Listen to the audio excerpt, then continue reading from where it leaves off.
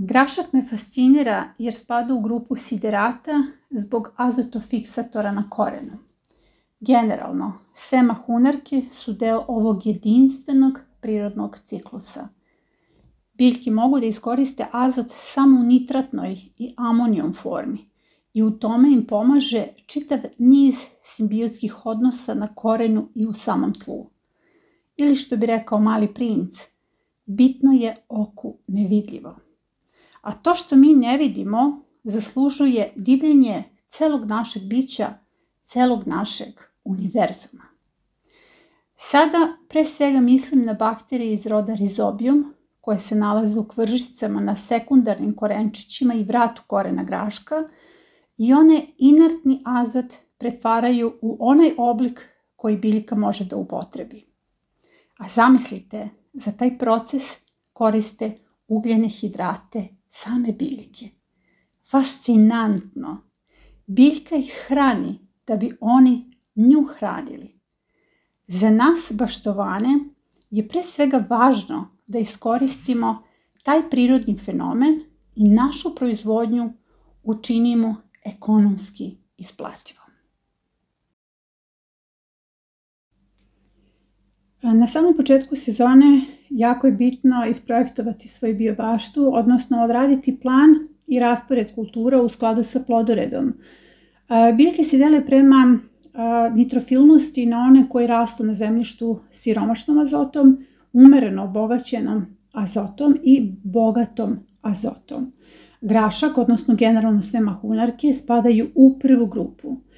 To ne znači da ih ne treba đubriti prilikom setve, jer se one umereno đubre, već znači da iz mahunarke nikada ne smete saditi ponovo mahunarke, jer se velika količina azota nakupljena u korenu same biljke oslobađa tek na kraju njene vegetacije truljenjem.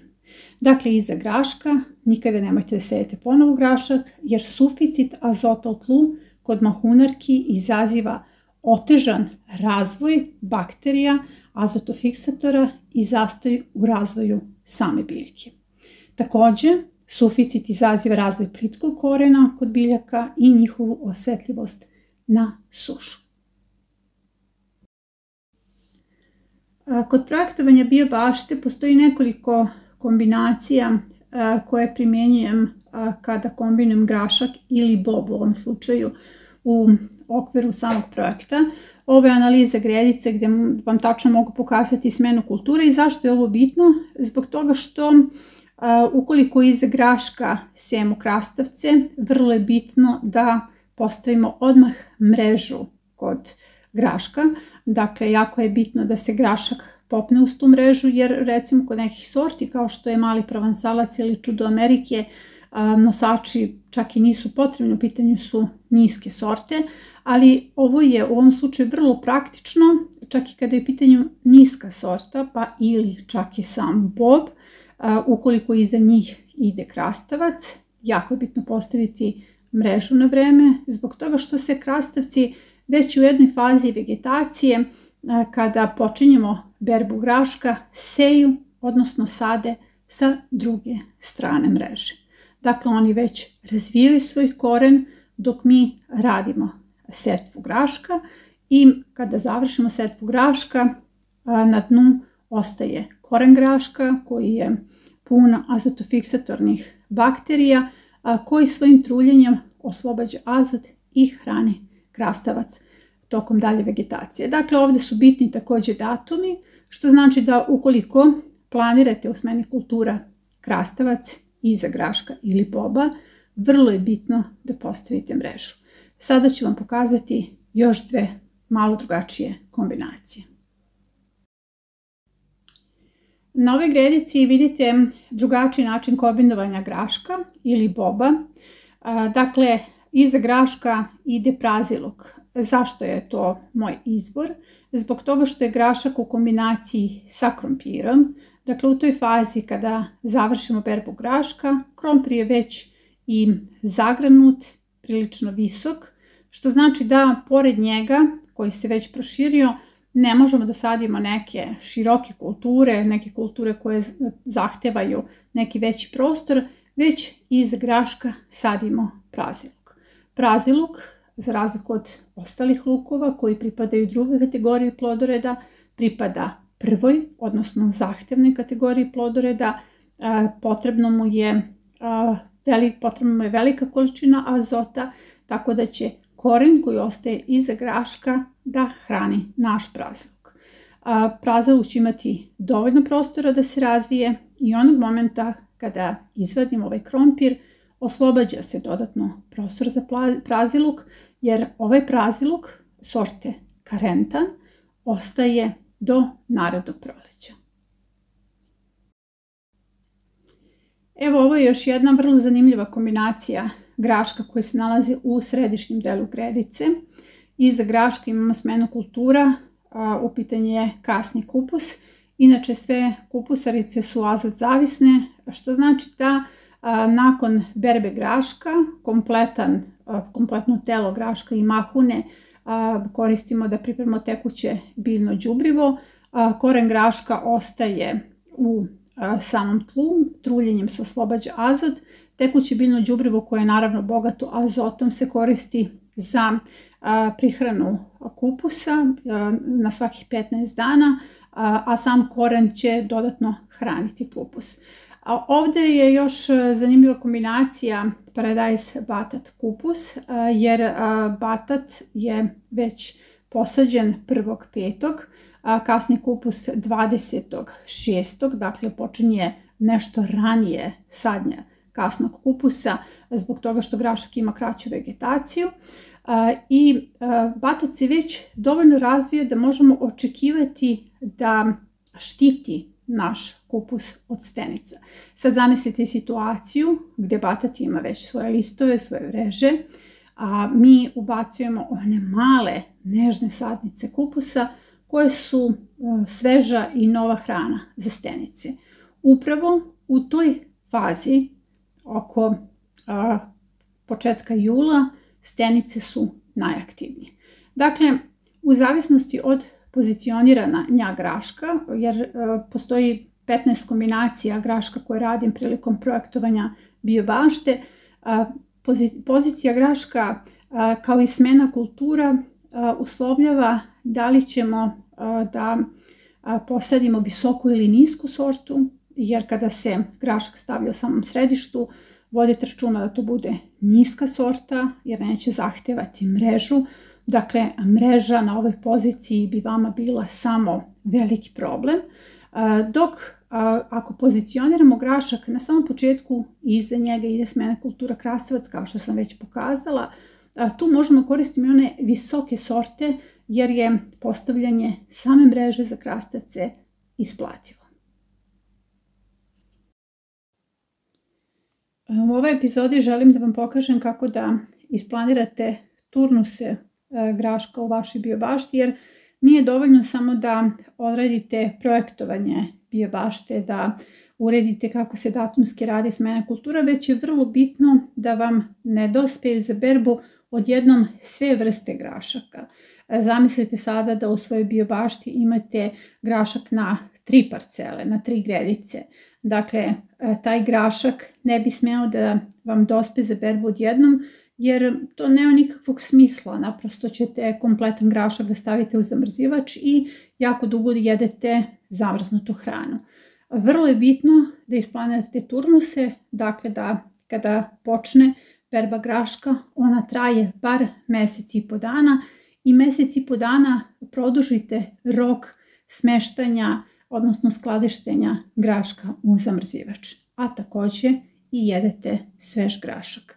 To se postiže na 2 načina. Prvo, pravilnim izborom sorte, a drugo, setvom u turnusima. U ovoj epizodi ćemo raditi setvu prvog turnusa, o čemu ću nešto kasnije da govorim, a sada ću vam nešto reći o sortama. Prvo, razlikujemo sorte koje se konzumiraju kao zrno i sorte koje se konzumiraju kao šećerci, odnosno gdje se jedu mahune. Ovo ovdje je žuti šećerac, dakle njemu se jedu mahune i svi šećerci su vam uvek mnogo ranije sorte, samim tim što se u njima ne razvija zrno. Šećerci su uglavnom i nešto visočije sorte, uglavnom rastu do 1,5 m visine. Prema tome, vrlo je bitno da ih planirate na nekoj mreži, a možete da radite i kombinaciju, dakle da šećerac bude na početku mreže, a u središnjem delu grašak za zrno. Ovdje su dve sorte graška, u pitanju je sorta Desire, kao što vidite razlikuje se, u pitanju je kockasto zrno i nešto oblije zrno, u pitanju je pink sorta, u pitanju je nova sorta graška. Ali ono što vi možete da nađete u vašim apotekama jesu rane sorte, 45 do 60 dana, u pitanju je mali provansalac i čudo Amerike, oni se razlikuju u 5 dana. Mali provansalac dospeva za 55 dana, čudo Amerike za 65 dana. Zatim srednje sorte od 60 do 80 dana, kao što je čudo Kelvedona, i kasna sorta, kao što je Telefon, visoka sorta za 90 dana. Moj predlog je kombinacija. Prvo idemo sa setvom malog provansalca, nakon toga čudo Kelvedona i na kraju Telefon. Na taj način ćete zaista produžiti berbu graška. Danas sejemo prvi turnus, u pitanju je mali provansalac. Ono što radimo u ovoj epizodi jeste setva prvog turnusa graška. To je uvek jesenja setva graška. Jesenja setva nam dospeva mnogo ranije, dakle mjesec dana ranije za berbu.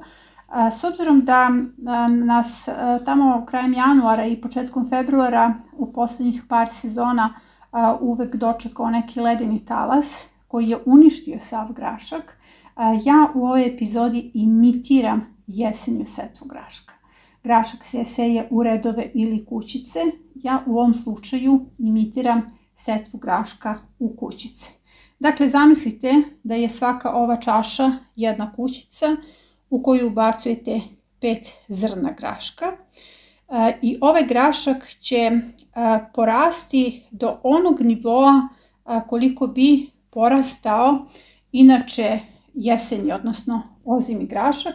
I cilj je da upravo na ovaj način, setvom graška u kućnim uslovima i prebacivanjem njega u baštu kao sadnice, stignemo ozimu setvu graška. Na taj način ćemo da izbegnemo ledeni talas, sačuvat ćemo našu sortu i uspjećemo da dobijemo ranu berbu graška, odnosno prvi turnus. Potrebno je da u čaše stavite supstrat, dobro ga zalijete, poređate 5 semenki koliko ide u jednu kućicu, a nakon toga ih samo 3 cm ugurate u supstrat i to će biti završena setva.